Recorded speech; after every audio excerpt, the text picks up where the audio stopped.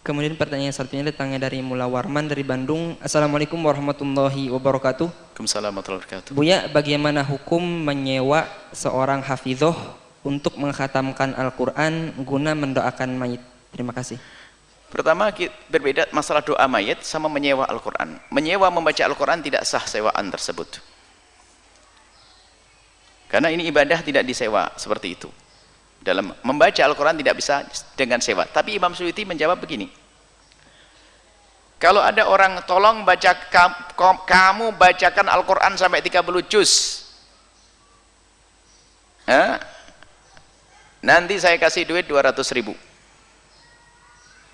Maka kata Imam Suyuti, ini sah duitnya diambil oleh dia, tapi bukan atas dasar sewaan, tapi atas dasar ju'alah. Ju'alah itu dalam bahasa fikih itu sayembara. Kalau kau melakukan begini, aku kasih begini. Tidak ada hubungannya dengan bacaannya. Jadi tetap sah. Jadi bukan dalam rangka sewa menyewa. Bukan dalam rangka sewa menyewa. Misalnya ada, hafidhul Quran, khatamkan di sini. Kalau khatam, kamu saya kasih mobil. Tapi nggak ada loh ya. Ini berandai-andai saja. Nanti hafidnya langsung ke sini semuanya. Sama sorbannya jadi juga berandai-andai tadi. Nanti ustadznya lah ngantri sini, nanti sorban saya habis nanti. Nah begini, kali ada orang kau hafal baca Quran 30 juz, nanti kamu saya kasih mobil.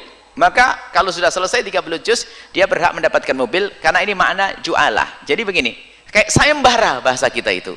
Kalau kau lakukan ini, kau dapat begini. Kalau lakukan ini, kau dapat begini. Itu. Jadi bukan dalam sewa menyewa. Cuman secara zahir kurang lebih sama. Tapi karena apa? Al-Quran jangan disewakan. Wong kita membaca untuk dapat pahala kok. Lah kemudian masalah mendoakan orang meninggal dunia dengan bacaan Al-Quran, ini babnya beda. Ini babnya ihda'ut thawabi, menghadiahkan pahala untuk orang yang meninggal dunia. Menghadiahkan pahala untuk orang yang meninggal dunia, bagaimana hukumnya? Kebanyakan ulama sudah selesai pembahasan ini. Kebanyakan ulama mengatakan adalah sampai dan sah. Tidak ada masalah menghadiahkan pahala.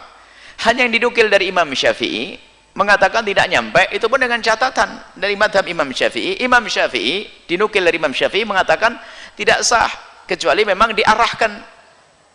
Akhirnya pada kesimpulannya sama, menghadiahkan pahala adalah tidak perlu diperbincangkan. Yang tidak mau nggak apa-apa. Tapi kebanyakan ulama mengatakan bahwasanya menghadiahkan pahala adalah, maksudnya apa? Amal baik yang kita lakukan semoga pahalanya disampaikan kepada fulan.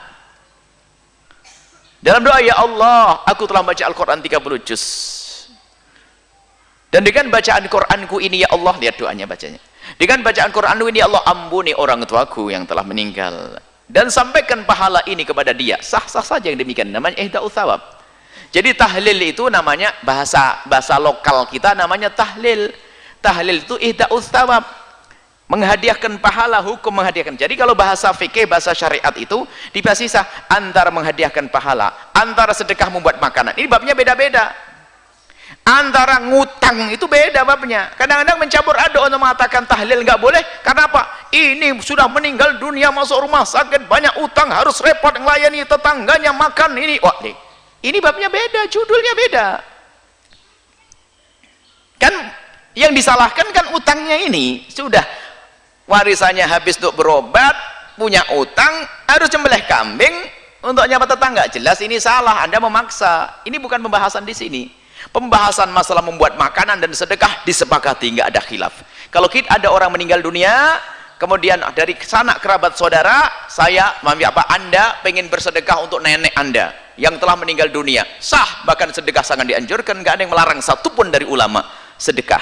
Tapi ingat catatan, dari harta sedekah itu tidak boleh dari harta waris, harus dari harta pribadi Anda. Untuk selamatan orang tua tidak boleh dari harta waris, karena harta waris itu milik bersama, harus semuanya setuju. Jangan-jangan mentang-mentang Anda yang paling tua seenaknya, sapinya 6 disembelih semuanya, adik yang paling melarat ngendes, ya Allah sapiku disembelih lagi, sembelih lagi. Nggak boleh. Kalau Anda pengen sedekah dari duit Anda, bab sedekah untuk orang tua, dan ini juga disepakati, nggak ada perbedaan di antara ulama. Dan mari kita hindari khilaf dalam hal ini. Wallahu a'lam bishawab.